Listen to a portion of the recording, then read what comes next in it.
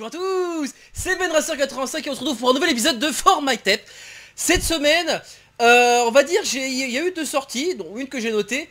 Elle m'a pas trop inspiré, et c'est là que Sidsperia m'a fait faire cette découverte là. C'est sorti le 4 juillet 2018 et franchement ça m'a pas mal inspiré. Bref, on va parler de l'album de Rose Tyler, Discovery. Avant de commencer, ce que je notais à noter, c'est que quand je vous dis que cet album m'a pas mal inspiré, c'est que en fait, c'est parce qu'il m'a surtout pas mal rappelé pas mal de trucs, notamment, je pense notamment à la pochette là, vous voyez, qui m'a pas mal inspiré, qui me fait beaucoup penser à Stargate, notamment l'univers Stargate. Les musiques en elles-mêmes me font penser également, un peu précisément, on va dire, dans ce défi, dans les premières pistes, à Stargate Universe même précisément. Mais on va parler, mais également à un jeu, voire même à un mode auquel j'ai participé, parce qu'il y a eu un mode de Stargate sur justement un jeu, que vous connaissez sans doute très clairement. Si je vous dis Chris Robert, je parle bien sûr de Freelancer. Voilà, c'est maintenant à la première piste, Vortex. Alors Vortex, bon pour moi, si je prends par rapport, bien sûr, à Stargate, c'est bien sûr l'ouverture de le caouche, pour voir bien sûr l'allusion au caouche et cette fameuse traversée. Alors par contre là, ce serait plutôt par rapport à ça, serait plutôt un Stargate-like, enfin Stargate Universe-like, vous voyez ce que je veux dire, comme on a dans le jeu vidéo les roguelike, ce serait plus ou moins un truc comme ça. Mais en tout cas, une chose est sûre, c'est que là, pour moi, ça évoque le truc Vortex, ça évoque vraiment l'ouverture et et l'entrée dans le Vortex. On va passer maintenant à la piste 2, Lost in Space. Alors Lost in Space, pour moi, ça va me rappeler notamment le premier épisode de Stargate Universe. Donc en fait on arrive derrière le vortex et on découvre tout simplement que voilà, on entre une espèce de base.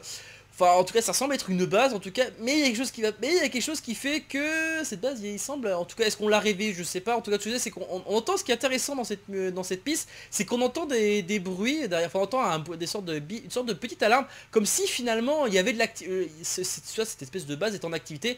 Et il semblerait que ça soit totalement autre chose, que finalement on peut dire par exemple une personne voit un travers hublot et c'est oh non, nous ne sommes pas, en tout cas il semblerait que une base semble être dans l'espace en tout cas. Ça, on va passer à la piste 3, Spacecraft. Et oui, que ce n'est pas une...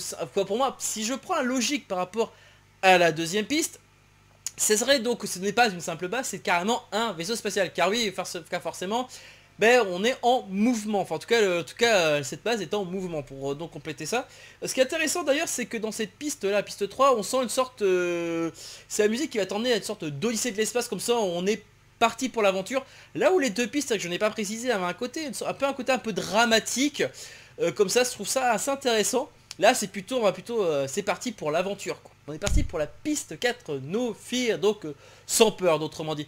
Là, sans peur, ce qui est intéressant de cette piste-là, j'ai l'impression, en fait, par rapport à la piste 3, c'est en l'impression que le vaisseau, parce qu'il y a des petits bruits de tonnerre. Alors, ça m'évoquerait également un passage, enfin, en tout cas, des zones particulières pour ceux qui connaissent le jeu Freelancer. C'est quand tu t'amuses à traverser des orages des nuages électromagnétiques. Pour moi c'est le même sentiment, j'ai l'impression de traverser, vous savez, on peut imaginer un vaisseau comme ça en train de traverser un espèce d'électrode avec les éclairs qui tombent à droite à gauche comme ça, tac tac tac tac tac tac tac, comme ça. Bref, on va passer maintenant à la piste 5. Alors la piste 5, ça va être assez compliqué de la décrire parce que, enfin, hawking ça veut dire colportage en français. Et alors colportage dans quel sens? Alors colportage je dirais plutôt dans le sens apporter de nouvelles, même si par rapport à l'ambiance ça me fait penser un peu, en tout cas l'ambiance me fait plutôt penser à une sorte de... Enfin au bar, enfin voici les zones marchandes dans un spatioport, un truc comme ça. Passer maintenant à la piste 6, Invasion. Alors Invasion, ça suit je trouve assez bien la piste 5, parce qu'on a l'impression qu'en fait on est là en train de colporter des nouvelles, etc. Et là on va dire qu'il y a un groupe qui est... On va dire que l'espèce, en tout cas l'espèce de spatiosport se fait envahir et par justement une force armée qui évidemment est là pour en découdre. Alors je pense qu'on peut imaginer les personnages un peu comme vous savez les gardiens de la galaxie en train de fuir jusqu'au vaisseau et essayer de courir pour sauver leurs fesses. En tout cas je vois un truc comme ça parce que ça évoque le danger et tu sens quand même qu'il y a... Comme aussi il y avait ça répliqué de tous les côtés quoi. On va passer dans la piste 7, Passenger. Alors, Passenger là c'est très clairement la fuite. La fuite dans l'espace, ça m'évoque ça, mais en tout cas la fuite dans l'espace avec des passagers, comme si on avait sauvé finalement les personnes du spatioport, voilà, on a embarqué quelques personnes, enfin quoique on serait plutôt une personne, parce que Passenger, il n'y a pas d'aise dedans, donc comme si on avait embarqué justement une personne précisément, et c'est peut-être justement cette personne-là justement qui a eu l'invasion, qui était cherchée, et c'était cette personne-là qui devait chercher, et puis il devait récupérer, quoi. En tout cas on sent que c'est une fuite en avant, et en tout cas c'est ce que ça m'évoque. Et ben voilà, c'est tout ce que j'avais à dire sur cet album. Bon, j'espère que je n'ai pas trop bafouillé à droite à gauche. En tout cas, moi, c'est mon ressenti personnel, hein. En tout cas, c'est ce que j'ai ressenti par rapport à l'album. C'est ce que ça m'a, c'est un album qui m'a pas mal inspiré. C'est vrai que j'aurais pu dire autre chose par rapport à telle ou telle piste, mais en tout cas, moi, c'est ce que ça m'a évoqué, en tout cas dans mes pensées par rapport à ma culture. En tout cas, une chose est sûre. Pour moi, l'album, pour moi, ça serait en fait une sorte de bande-son d'un Stargate-like, en fait. C'est comme si on avait une version située d'un Stargate-like, voilà, un truc comme ça. Franchement, c'est ce que ça m'évoque, en tout cas. J'ose est sûr, en tout cas, un grand merci à toi et voilà, un gros pouce pour toi, pour cet album, vraiment super sympa. Merci beaucoup. Et ben voilà, cette émission est maintenant terminée, j'espère que cela vous a plu.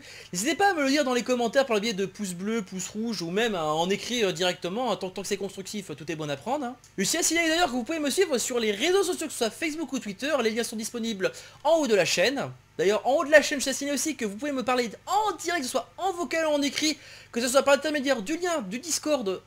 Allez, sur ce, je vous laisse et je vous dis donc à la prochaine. Ciao!